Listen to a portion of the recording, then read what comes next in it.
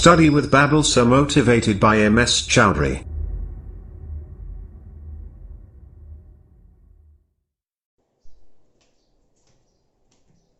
Hello friends, मैं नीलम चौधरी आज एक बार फिर से आपका अपने YouTube channel study with Babal sir में आपका स्वागत करती हूँ। तो अपन पढ़ रहे थे 10th क्लास की साइंस और उसमें अपन ने चैप्टर नंबर 5 स्टार्ट किया था, दैनिक जीवन में रसायन। उसमें अपन ने बहुत सी चीजें पढ़ ली, जैसे अम्ल, क्षार और लवण। फिर अम्ल, क्षार, लवण के कुछ उपयोग, फिर उनके सामान्य गुण पढ़ लिए। फिर कल अपन ने पढ़ा था पीएच स्केल और पीएच के दैनिक जीवन में महत्व। आज अपन पढ़ेंगे NaOH, NaCl, जैसे दहन सोडा, खाने का सोडा, बेकिंग सोडा, इनके रासायनिक नाम, सूत्र और उपयोग। तो अपन सबसे पहले स्टार्ट करते हैं NaCl।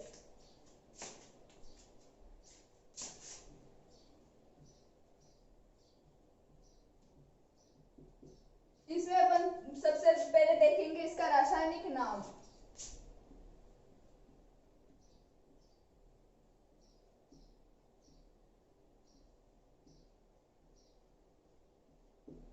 इसका रासायनिक नाम होता है सोडियम क्लोराइड।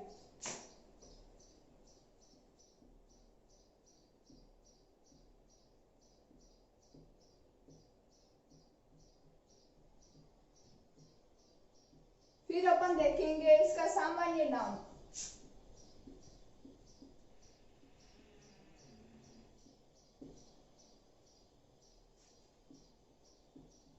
सामान्य नाम होता है इसका नमक। तो अपन दो चीज देख ली, NaCl ये होता है सोडियम क्लोराइड, इसका रासायनिक नाम हो गया सोडियम क्लोराइड और सामान्य नाम हो गया इसका नमक। और इसका सूत्र तो NaCl है ही, ये सोडियम क्लोराइड का। फिर अपन आगे देखते हैं इसके निर्माण कि ये बनता कैसे है।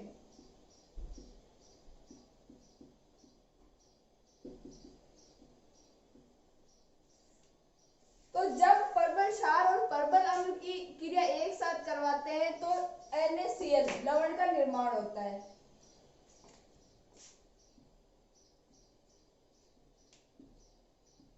जब परबल अम्ल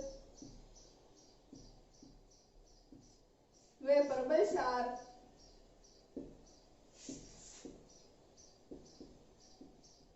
की परस्पर क्रिया करवाते हैं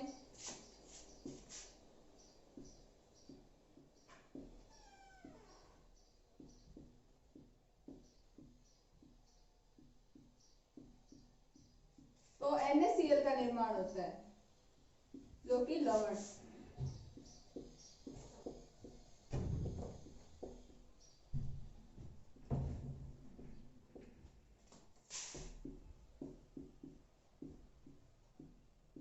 अब अपन देखते हैं इसकी रिएक्शन कि इसका निर्माण कैसे हुआ।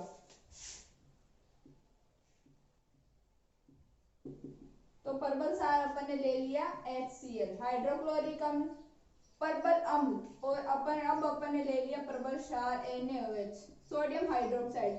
जब इन दोनों के बीच में क्रिया होती है तो लवण NaCl और जल बनता है और इसको अपन बोलते हैं नमक। यह हो गया परबल अम्ल और यह हो गया परबल क्षार।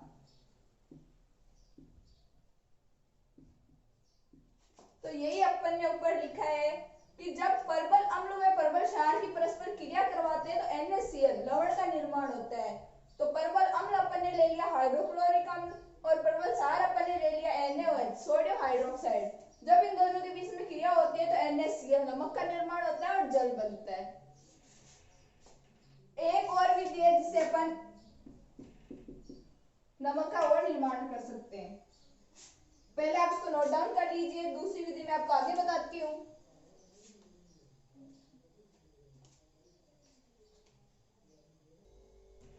अब अपन देखते हैं इसकी सेकंड विधि।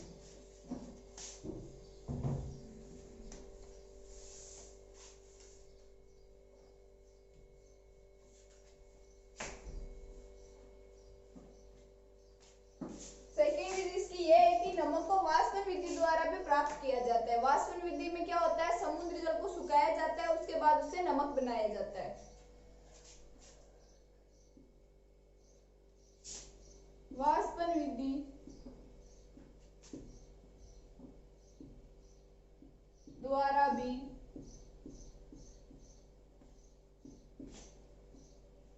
नमक बनाया जा सकता है।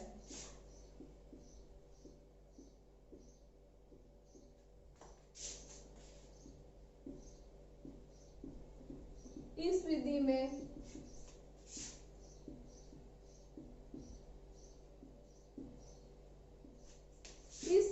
समुद्री जल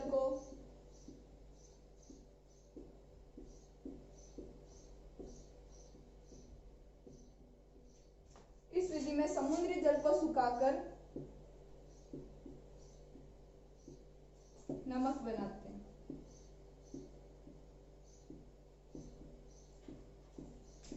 अब जो ये समुद्री वाष्पन विधि द्वारा जो नमक प्राप्त होता है उसमें कुछ अशुद्धियां रह जाती है, जैसे कैल्शियम क्लोराइड, मैग्नीशियम क्लोराइड। ये कुछ अशुद्धियां समुद्री वाष्पन विधि द्वारा बनाए गए नमक में ये कुछ अशुद्धियां रह जाती है। जैसे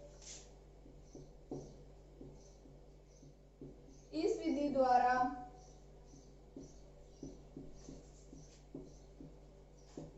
बनाए गए नमक में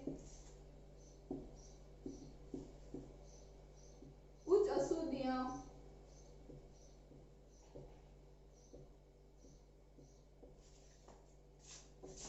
जैसे CaCl2 calcium chloride, MgCl2 magnesium chloride आदि उपस्थित रहती है।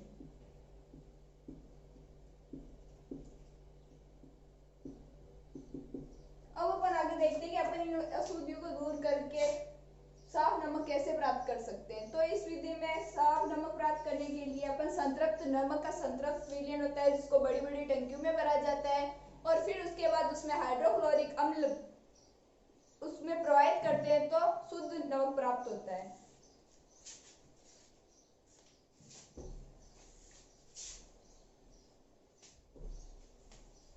अभी अपन देखते हैं। अब अपन देखते हैं कि नमक को शुद्ध रूप में कैसे प्राप्त करेंगे। तो अपन लिखते हैं इसको, इस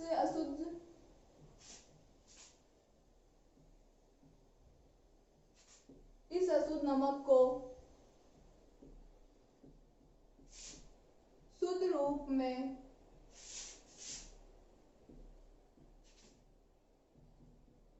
प्राप्त करने के लिए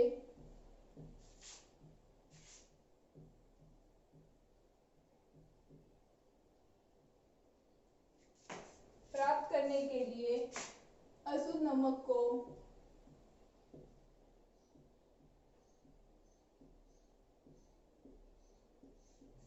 बड़ी बड़ी टंकियों में भरा जाता है।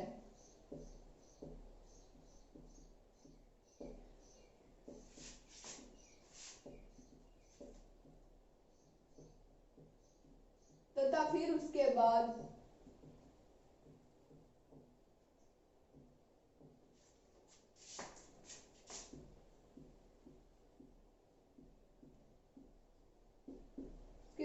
उसमें HCl डाला जाता है, जिससे शुद्ध नमक प्राप्त हो जाता है। आप एक बार इन सबको नोट डाउन कर लीजिए, फिर अपन देखते हैं आगे।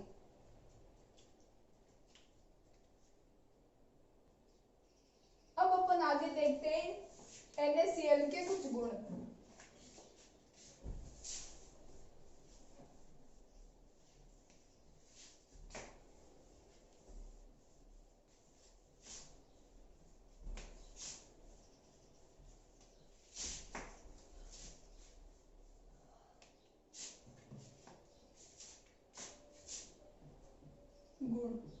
इसका पहला गुण यह है कि ये श्वेत मतलब व्हाइट कलर का होता है और ठोस पदार्थ होता है।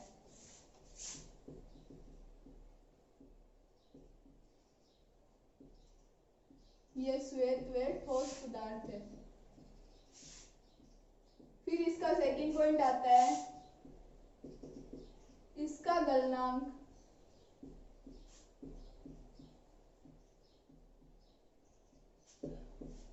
1081 केल्विन होता है।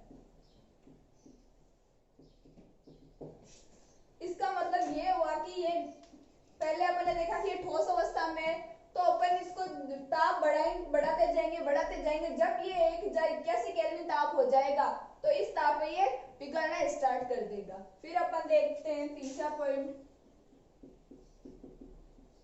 जल में विलय।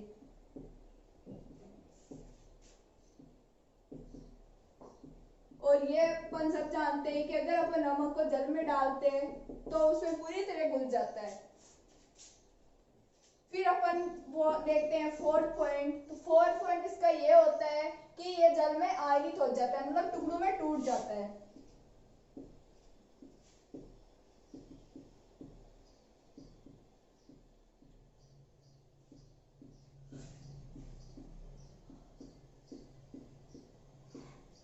जैसे NaCl है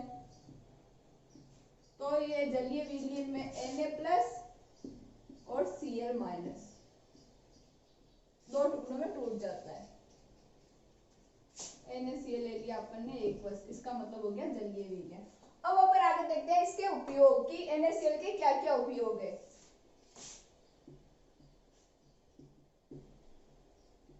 तो पहला इसका उपयोग है खाद्य पदार्थों में। अपन खाना बनाते हैं, सब्जी बनाते हैं, उस हर चीज में अपन नमक का उपयोग करते हैं, तो हो गया खाद्य पदार्थों में।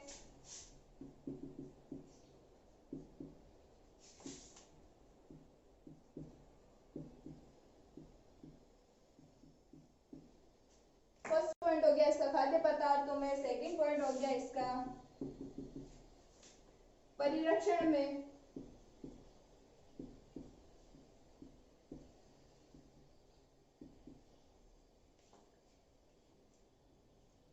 किसी भी पदार्थ को अपन खराब होने से बचाने के लिए भी उसमें नमक डालते हैं। फिर अपन देखते हैं आपने कभी देखा हो क्या कि आइसक्रीम वाले अंकल आते हैं जो आइसक्रीम के नीचे बड़ी बड़ी नमक के टुकड़े रखते हैं। वो क्यों रखते हैं? क्योंकि ताकि वो आइसक्रीम पिघले ना। अब आगे देखते हैं हिम।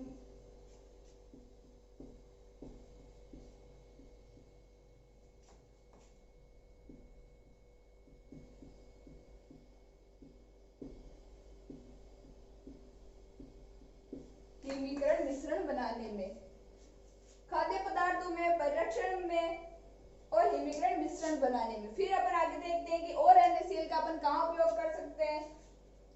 तो NaCl का उपयोग होता है, इधर लिख लेते हैं अपन, कच्चे पदार्थों में। कच्चे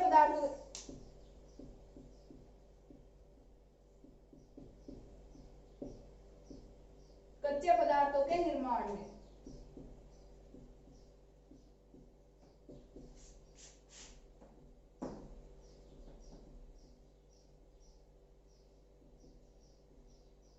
कच्चे पदार्थों के रूप में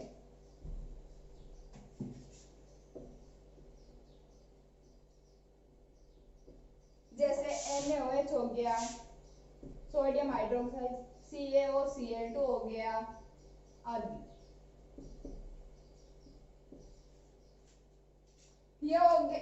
अब अपन ने सबसे पहले देखा था कि NaOH का रासायनिक नाम क्या होता है। तो NaCl का रासायनिक नाम होता है सोडियम क्लोराइड।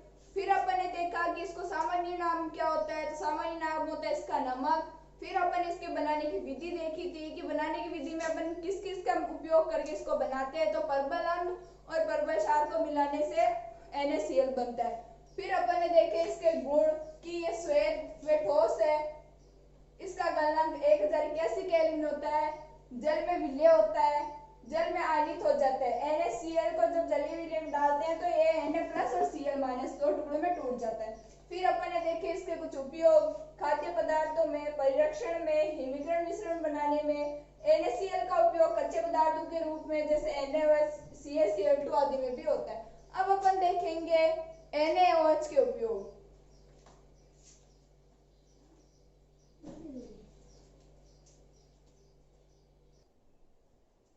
अब अपन पढ़ेंगे NaOH।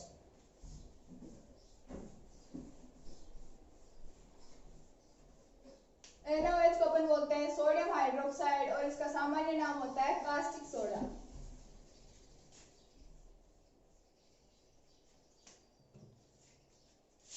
सेकंड नंबर आता है NaOH।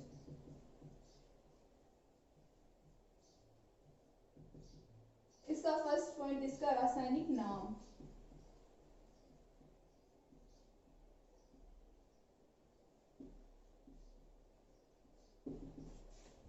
इसका रासायनिक नाम होता है सोडियम हाइड्रोक्साइड।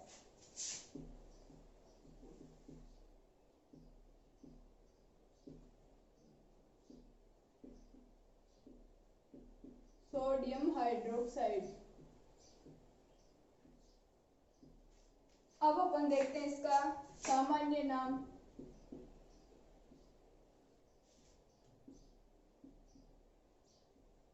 सामान्य नाम होता है इसका कास्टिक सोडा।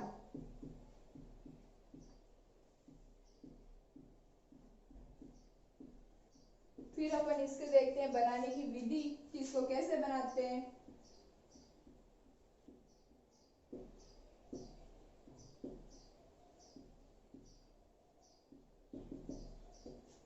तो ये कैसे बनता है, जब NaCl के जलीय विलयन में अपन विद्युत धारा प्रवाहित करते हैं तो NaOH, Cl2 और हाइड्रोजन गैस बाहर निकलती है।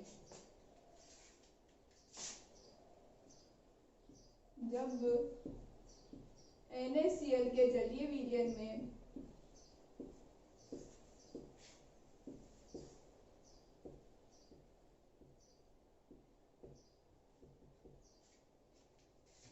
विद्युत धारा प्रवाहित की जाती है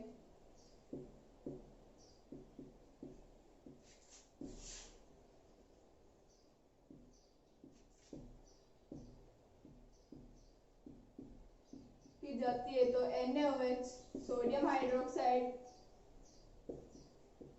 और क्लोरीन गैस और हाइड्रोजन गैस बाहर निकलती है। इस प्रक्रिया को अपन क्लोरसार प्रक्रम भी बोलते हैं क्योंकि इसमें क्लोरीन गैस मुक्त होती है।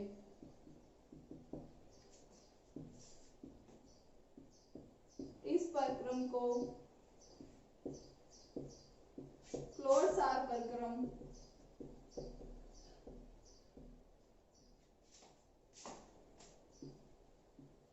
कहते हैं क्योंकि इसमें क्लोरीन मुक्त होती है। क्योंकि इसमें क्लोरीन गैस मुक्त होती है।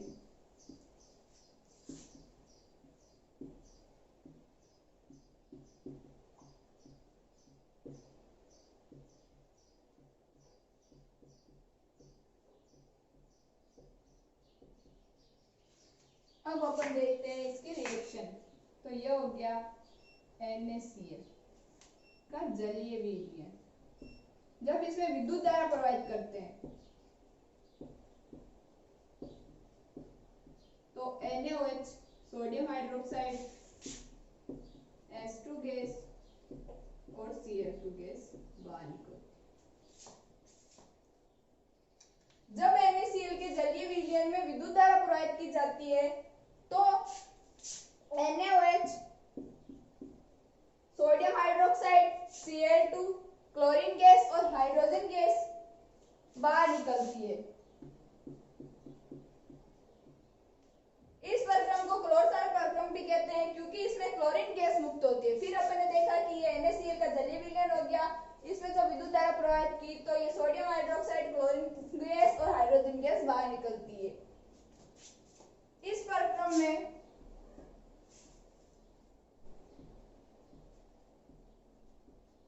मुक्त होने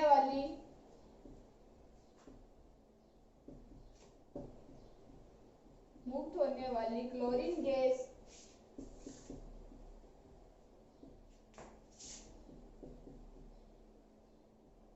एनोड प्लस व हाइड्रोजन व NaOH कैथोड माइनस के रूप में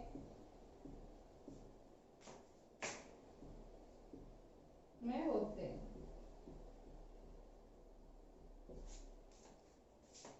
इस प्रक्रम में मुक्त होने वाली chlorine gas anode plus NaOH cathode minus के रूप में होते हैं। इसका मतलब ये हुआ कि जब NaCl के जलीय विलयन में विद्युत धारा प्रवाहित करते हैं तो क्लोरीन गैस तो एनोड पे जाके जमा हो जाती, एनोड पे निकलती है, और H2NaOH होता है वो कैथोड माइनस के रूप में होते हैं। फिर अपन आगे देखते हैं इसके गुण।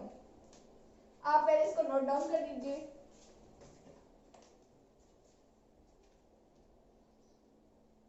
अब अपन आगे देखते हैं NaOH के गुण।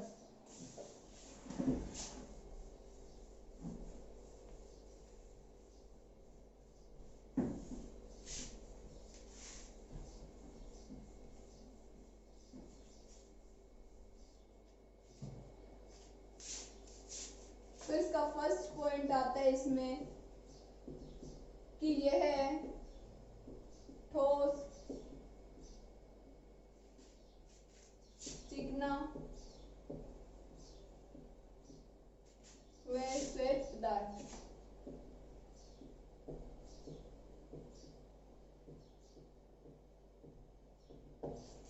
NaCl भी अपन ने देखा कि ठोस और श्वेत पदार्थ होता है, और NaOH भी ठोस, चिकना व श्वेत पदार्थ है। इसका गलनांक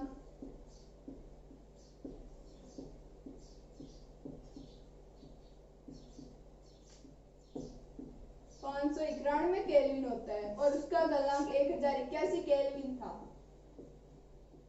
तो इसका मतलब ये हुआ कि जब NaOH ठोस को अपन ताप देते हैं तो 591 केल्विन जब ताप होता है तो इसमें ये पिघलना स्टार्ट कर देता है। फिर अपन देखते हैं कि जल में तीव्र विलय डालते ही जल में घुल जाता है।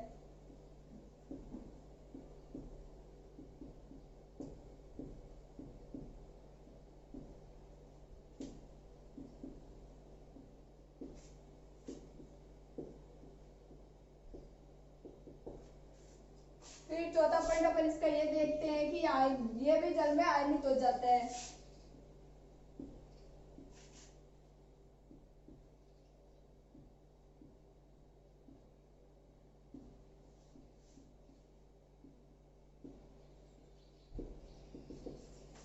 जैसे ये NaOH है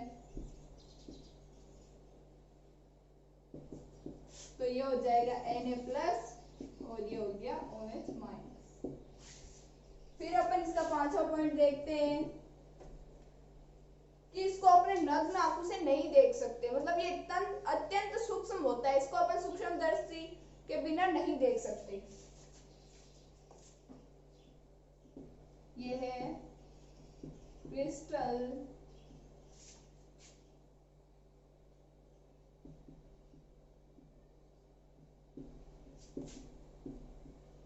इसको अपन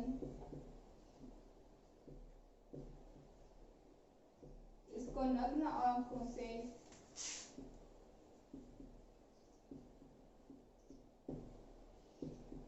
नहीं देख सकते।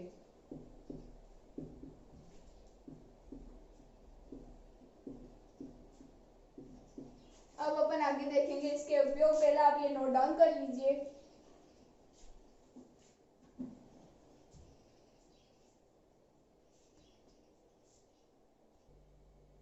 अब अपन देखते हैं NaOH के उपयोग। तो NaOH का उपयोग होता है, इसका उपयोग साबुन, अपमार्जक, वस्त्र, कागज उद्योगों में किया जाता है।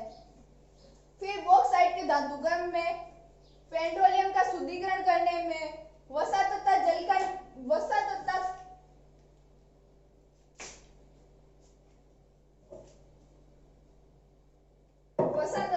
का निर्माण करने में।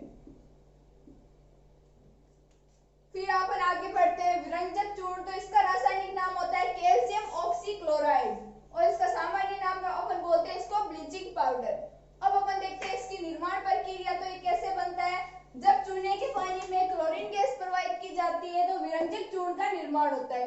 इसकी रिएक्शन को अपन ऐसे लिख सकते हैं, कैल्शियम हाइड्रोक्साइड चूने का पानी, जब इसमें Cl2 गैस प्रवाहित करते हैं तो ये CaOCl2 विरंजक चूर्ण और जल बनता है। फिर अपन आगे देखते हैं इसके गुण। आप पहले इसको नोट डाउन कर लीजिए।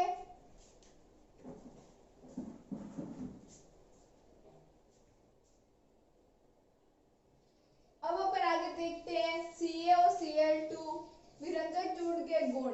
ये पीला तीक्ष्ण गंध वाला ठोस पदार्थ होता है, इसकी जो गंध आती है वो अपन सहन नहीं कर सकते।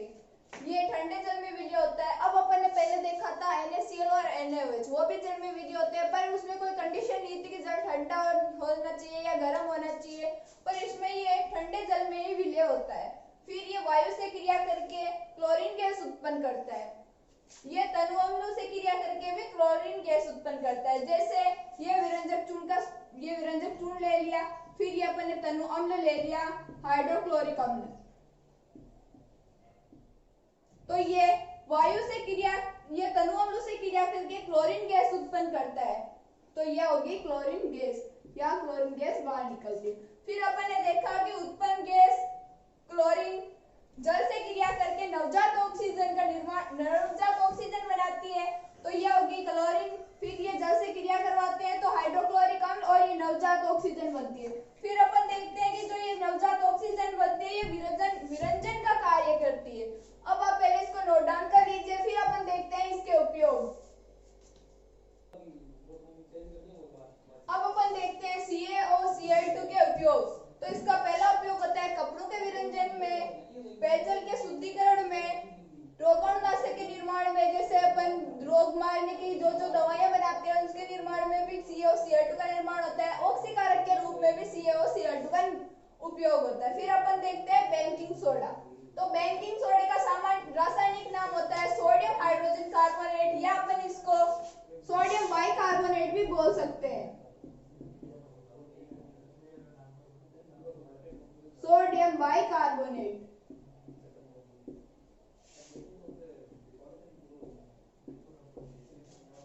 फिर इसका सामान्य नाम इसको अपन बोलते हैं खाने का सोडा। फिर इसके बनाने की प्रक्रिया, जब Na2CO3 सोडियम कार्बोनेट की क्रिया जल और कार्बन डाइऑक्साइड के साथ करवाते हैं तो सोडियम हाइड्रोजन कार्बोनेट का निर्माण होता है, खाने का सोडे का निर्माण होता है। फिर अपन देखते हैं कि दो विधि से अपन इसको बना सकते हैं। फिर अपन जब NaCl सोडियम क्लोराइड के साथ जल और CO2 और अमोनिया इन तीनों की क्रिया करवाते हैं तो NaCO3 खाने का सोडा और अमोनियम क्लोराइड का निर्माण होता है।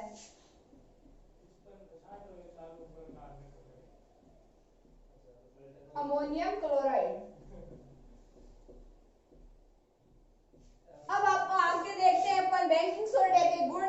पहले आप इसको नोट डाउन कर लीजिए।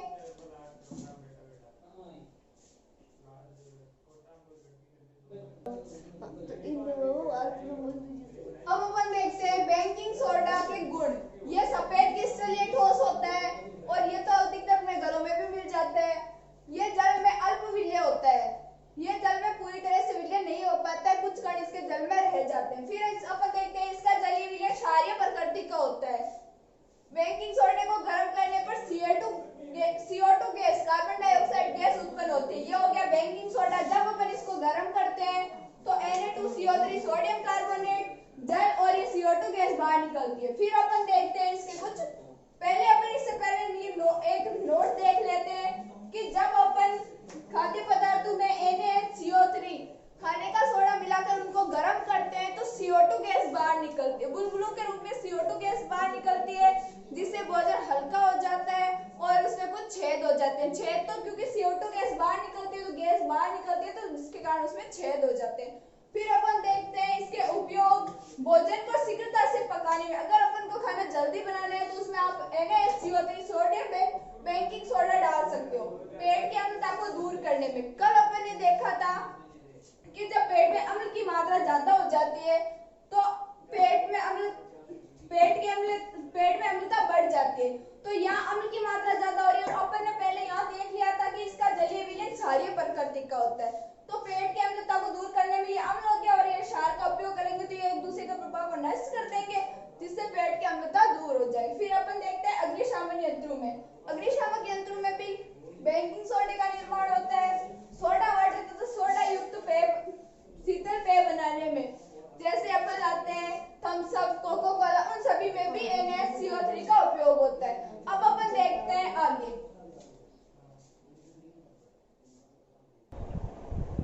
अब अपने पांचवा पॉइंट आता है दहन सोडा। तो अपन देखते हैं इसका रासायनिक नाम होता है सोडियम कार्बोनेट, जिसका सामान्य नाम होता है कपड़े धोने का सोडा। फिर